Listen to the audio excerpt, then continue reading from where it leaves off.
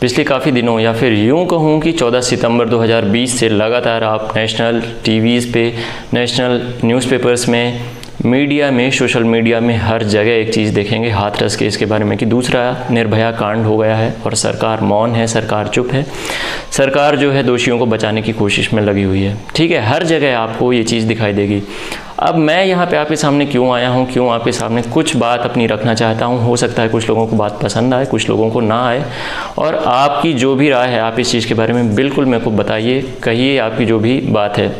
ठीक है, अब यहाँ पे बात आती है कि भैया दलित लड़की का रेप हुआ, ठीक है, उसके बाद कहा जाता है कि उसके गर्दन की हड्डी तोड़ दी गई, रीढ़ की हड्डी तोड़ दी गई, उसकी ज़ुबान काट दी गई, उसको निर्वस्त्र करके फेंक दिया गया, और उसके बाद में बहुत सारा तमाम जो मिर्च मसाला होता है। आप हमेशा जानते हो कि जो इंडियन मीडिया है कितनी आगे है इस चीज़ को पॉपुलराइज़ करने में कि भाई मिर्च मसाला तो भर भर के दिखाया जाता है, और यही एक बार फिर से देखने को आया। अब ये हम किस तरीके से समझ सकते हैं, ये प्रोपोगेंडा की तरह एक समझ सकते हैं। प्रोपोगेंडा क्यों बोल रहा हूँ, प्रोपोगेंडा बोलने के पीछे भी एक वजह यह है कि जिस तरीके से प्रोपोगेंडा वॉर में कुछ चीज़ें भ्रामक फैलाई जाती हैं सरकार के लिए या फिर जो प्रशासन है उसके विरुद्ध, आम जनता में रोष पैदा करवाया जाता है और फिर उसी का यूज़ किया जाता है अपनी जो भी प्रॉब्लम्स होती है उनको दूर करने के लिए, अपने आप को हायर लेवल पे लाने के लिए, हम अपने आप को थोड़ा सा स्ट्रॉन्ग पोजीशन पे लाने के लिए। यही इस वक्त चल रहा है इस प्रोपेगेंडा वॉर में जो इंडिया में चल रहा है। हमेशा आप देखोगे हर एक केस यहाँ पे दलित के नाम पे और मुस्लिम के नाम पे दिखाया जाता है। ठीक है, अब मैं ये नहीं बोलूँगा कि भाई दलितों के साथ दुर्व्यवहार या मुस्लिमों के साथ नहीं होता, होता होगा, लेकिन यार ऐसा भी नहीं कि हिंदुओं के साथ में नहीं होता, ब्राह्मणों के साथ में नहीं होता, ठाकुरों के साथ भी नहीं होता, सबके साथ होता है। डिपेंड करता है कि कंडीशन क्या है, डिपेंड करता है कि जो केस है वो विथ इन कम्युनिटी है या आउटसाइड योर कम्युनिटी है। ठीक है, विथ इन कम्युनिटी होगा तो शायद इतना ज़्यादा हाईलाइट ना मीडिया करेगी ना सोशल मीडिया पर होगा। क्यों? क्योंकि उससे उन्हीं की जो कम्युनिटी है उसके ऊपर सवालिया निशान खड़े हो जाएंगे। लेकिन जब दूसरी कम्युनिटी के ऊपर बात आती है तो हमेशा दूसरी कम्युनिटी को दबाने के लिए, चाहे मीडिया हो, सोशल मीडिया हो, कुछ भी है, यहाँ पे बहुत भरसक प्रयास करती हैं। ठीक है, सुशांत सिंह राजपूत का भी जो केस चल रहा था मीडिया के पास में भर भर के कि भैया ये चीज़ फलाना ढिकाना, वो आत्महत्या नहीं है, उसकी हत्या करवाई गई है। उसके बाद अभी आपने सुना होगा कि एम्स में से भी रिपोर्ट आ गई है कि भाई वो आत्महत्या ही है, वो कुछ और नहीं है। इसी तरीके से इस केस में भी कुछ बातें हैं जो कि मीडिया बहुत आगे बढ़ चढ़ के दिखा रहा है। जैसे कि भाई एक दलित लड़की है, उसका गैंग रेप हो जाता है ना, उसके साथ दुर्व्यवहार किया जाता है, उसके बाद उसकी गर्दन तोड़ दी जाती है, उसकी जीभ काट दी जाती है, उसकी रीढ़ की हड्डी तोड़ दी जाती है और उसे मतलब निर्वस्त्र करके फेंक दिया जाता है। बहुत सारी बातें आपको सुनाई देंगी। मैं ये नहीं कहता कि मैं उस चीज़ का समर्थन कर रहा हूँ, मैं खुद उस चीज़ का पुरजोर विरोध कर रहा हूँ, लेकिन बात ये है कि कब तक आखिर, है ना। आपने ये दिखा तो दिया, उसके बाद में हाँ मैं एक बात का ये बात ज़रूर मानूंगा जो मीडिया ने दिखाई कि जो पुलिस का व्यवहार था वो बिल्कुल गलत था। जो मतलब अंतिम संस्कार है वो बिना परिवार की इच्छा के विरुद्ध रात में अकेले में जा कर के कर देना, किसी को वहाँ पहुँचने ना देना, ये प्रशासन की तरफ से बहुत बड़ी लापरवाही है। मैं इसका खंडन करूँगा कि प्रशासन को ये सब नहीं करना चाहिए था। किसी की आत्मीय जो गरिमा होती है उसके साथ खिलवाड़ नहीं करना चाहिए। लेकिन इसका मतलब ये नहीं है कि आप किसी पर्टिकुलर पार्टी के ऊपर, चाहे बीजेपी हो चाहे कांग्रेस हो, यहाँ पे देख लिया आपने कि भाई राहुल गांधी जाते हैं, धक्का मुक्की होती है, वो उसका एक अलग प्रोपेगेंडा बना देते कि हमको मिलने भी नहीं दिया जा रहा है, ये राम राज्य है, ये योगी राज्य है। या फिर यहाँ पे बीजेपी के ऊपर लगातार कुठाराघात किया जाता है कि बीजेपी के प्रशासन में ये हो रहा है, वो हो रहा है, और ये बात बहुत अच्छे तरीके से फैला दी गई कि भाई लड़की के साथ में बहुत बुरा व्यवहार हुआ है, नो डाउट, उसमें कोई डाउट नहीं है। लेकिन यार आप पूरे केस को समझने की तो कोशिश कीजिए। आप तो केस समझ नहीं रहे हैं और उसके पहले ही अपना जो फाइनल रिजल्ट है वो खुद ही सुना दे रहे हैं। जब यहाँ पे 14 सितंबर को ये घटना होती है, उस वक्त जब घर वाले जाते हैं, पीड़ित के घर वाले, तो यार वो पुलिस स्टेशन में जाते हैं, वो कभी अभी हॉस्पिटल में नहीं जाते हैं उस दिन, है ना। ये बात भी तो आप ध्यान रखिए कि वो हॉस्पिटल क्यों नहीं जाते हैं जबकि इतनी भयानक घटना हुई। तो उनको तो भाई पहले जाना चाहिए हॉस्पिटल में, वो पुलिस स्टेशन में जाते हैं। उस वक्त तक ना लड़की का भाई, ना लड़की के माँ, ना किसी ने भी रेप की कोई बात नहीं कही और सिर्फ एक आरोपी यानी कि संदीप का नाम लिया। पॉइंट नंबर 2, इसके लगभग 8 दिन बाद में जब मीडिया में बात फैलने लगती, सनसनी फैलने लगती, तब अचानक से 3 और आरोपियों का नाम ले लिया जाता है और साथ ही साथ में गैंग रेप की भी बात स्वीकारी जाती है कि भैया ये गैंग रेप है, गैंग रेप है, गैंग रेप है। इसके बाद तीसरा पॉइंट आता है कि यार आप बताइए कि जो लड़की जिसकी जीभ कट गई हो, काट दी गई हो, जिस लड़की की गर्दन तोड़ दी गई हो, आपने मीडिया में तुरंत देखी होगी, वीडियो क्लिप्स देखी होंगी, वो बोलती हुई नज़र आ रही, तो आप बताइए आप में से कितने ऐसे लोग हैं जिनकी जीभ कट जाएगी, गर्दन टूटी होगी और वो बात करते हुए दिखाई दे। अब यहाँ पे आप मेरे ऊपर भी बोलोगे भाई मैं क्यों ऐसी बात कर रहा हूँ। मैं सिर्फ कुछ पॉइंट्स है जो माइंड पे चल रहे हैं उनको खंगालने की कोशिश कर रहा हूँ। पॉइंट नंबर 4, अभी जो रिसेंट रिपोर्ट्स आई हैं, है ना, उसमें ये चाहे आप सफदरजंग हॉस्पिटल की बात करें, चाहे पे अलीगढ़ मुस्लिम यूनिवर्सिटी का जो मेडिकल कॉलेज है उसकी तरफ से बात करें, रेप की किसी भी तरीके से पुष्टि नहीं हुई है, बट फिर भी इस बात को उछाला जा रहा है कि रेप हुआ है।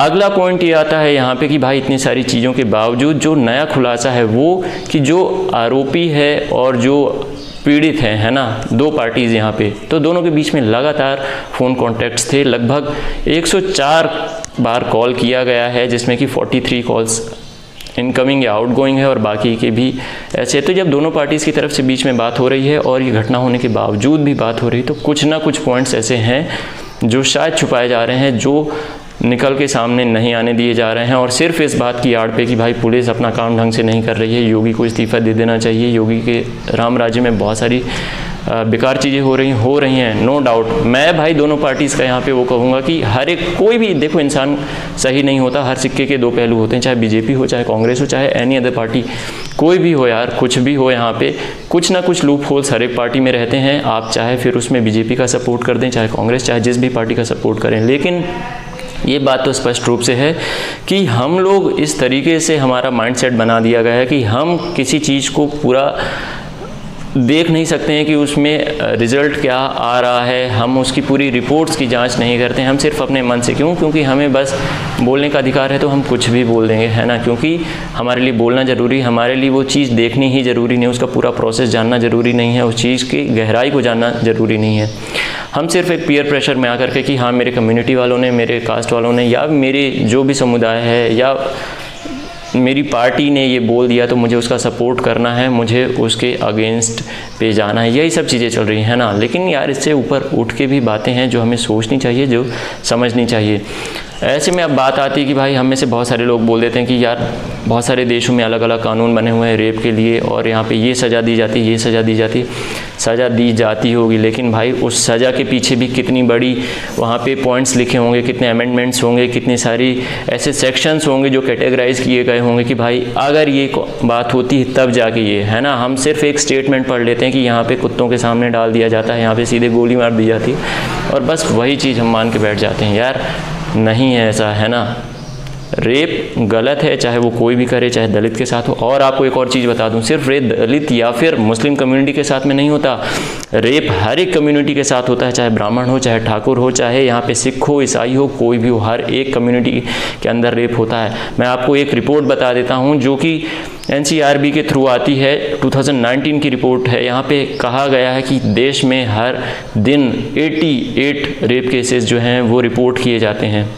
तो आप बताइए ना कि आप 88 के 88 रेप केसेस जो हर दिन हैं उनको हाईलाइट क्यों नहीं करते हैं? क्यों सिर्फ ऐसे केसेस को ही आप हाईलाइट करते हैं जिन पे आपको दलित या फिर मुस्लिम विरोधी एजेंडा मिल जाता है, हिंदू विरोधी एजेंडा मिल जाता है? आप क्यों बाकी के केसेस को नहीं हाईलाइट कर पाते हैं? ठीक है, इसके अलावा अगर आप 2018 में भी देख लेंगे तो वहाँ पे तो और भी ज़्यादा केस होते थे, 94 अप्रॉक्सीमेटली केसेस पर डे जो कि केस सामने आ जाते थे। इसके अलावा कितने ऐसे केस होंगे जो सामने आ ही नहीं पाते हैं, जहाँ पे लोगों तक आवाज़ पहुँच नहीं पाती है। क्यों? क्योंकि हमारा मीडिया है जो वो व्यस्त रहता है सिर्फ मिर्च मसाला दिखाने में, और उसी मिर्च मसाले की आज वजह है कि देश जो सोशल मीडिया को एक अच्छे लेवल पर यूज़ किया जा सकता था, उसको सिर्फ धर्म विरोधी भावनाओं को भड़काने के लिए, पार्टी विरोधी भावनाओं को भड़काने के लिए यूज़ किया जाता है। उसमें ये कहा जाता है बार बार कि भैया हिंदू भगवा, आतंकवाद, या फिर सिर्फ एक पर्टिकुलर कम्युनिटी को हमेशा टारगेट करके बोल दिया जाता है कि नहीं हम मतलब यहाँ पे सेफ़ नहीं है, हमारे लिए हमारे साथ दुर्व्यवहार होता है। यार आपके लिए बहुत सारे लॉस हैं, बहुत सारे बोर्ड हैं, बहुत सारी ऐसी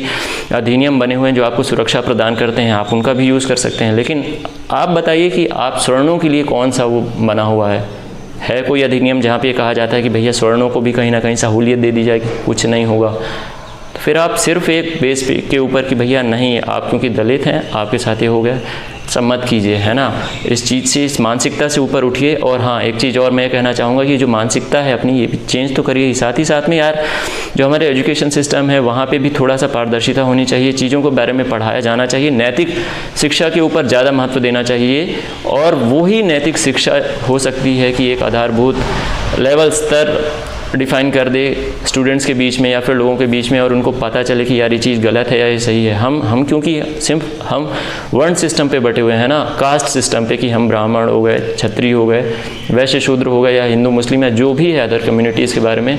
यार इन सब चीज़ों को हटा करके ना आप एक बार इंसान बन के देखिए, इंसान की नज़रों से देखिए, हर एक को बराबरी का अधिकार दे के देखिए, तब आपको समझ आएगा कि हाँ, चीज़ें उतनी भी भयानक नहीं होंगी अगर हम अपनी विचारधारा बदल लेंगे, हम अपने आप को बदलने की कोशिश करेंगे। दोस्तों, उम्मीद करता हूँ कि आप में से जो इस बात को समझ पा रहे हैं, जो इस बात की गहराई में है, साथ दे सकते हैं वो साथ दीजिए इस बात को। अगर आपको ठीक लगती है या आपको इस चीज़ के बारे में भी कोई विचार है, डेफिनेटली आप शेयर कीजिए, है ना।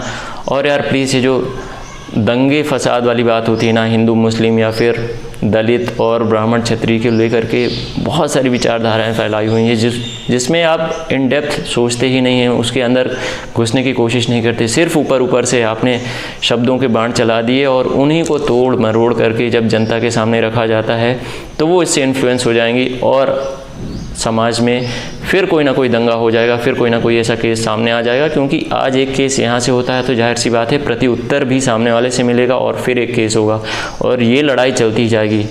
अच्छा ये है कि इन सब चीज़ों को हटा करके इस बात को समझा जाए कि हम सबको एक ऐसे लेवल पे आना है जहाँ पे हम एक दूसरे का सपोर्ट कर सकें, हम एक दूसरे को ऊपर उठा सकें। किसी को गिराने के लिए आप एजुकेशन नहीं पाते हैं, आप एजुकेशन पाते हैं तो अपने आप को उठाने के लिए, प्लस अपने समाज में एक लेवल लाने के लिए एजुकेशन आप पाते हैं। इस चीज़ के लिए नहीं कि आप भाई किसी का विरोध कर दो, आप किसी को मार दो, काट दो और आप बहुत आगे चले गए। अगर ऐसा आपको कोई व्यक्ति बोलता है कि दूसरों को हानि पहुंचा करके आप ऊपर उठ सकते हैं तो उस सोच का, उस व्यक्ति का विरोध कीजिए, ना कि उस समाज का जिसके बारे में ये बीज बोया जा रहा है। उम्मीद करता हूँ मेरी बात आप तक पहुँची होगी और अपने अपने घरों में रहिए यार दोस्तों। फिर रिक्वेस्ट है कि प्लीज़ ऐसी कोई भी बातों को मत फैलाइए जो भ्रामक हों, जिनके बारे में आपको सत्यता नहीं पता है, जिनके बारे की गहराई नहीं पता है और आप सिर्फ भेड़ चाल चलते हुए कुछ भी बोल जाते हैं, कुछ भी आप करने के लिए तैयार हो जाते हैं। जय हिंद।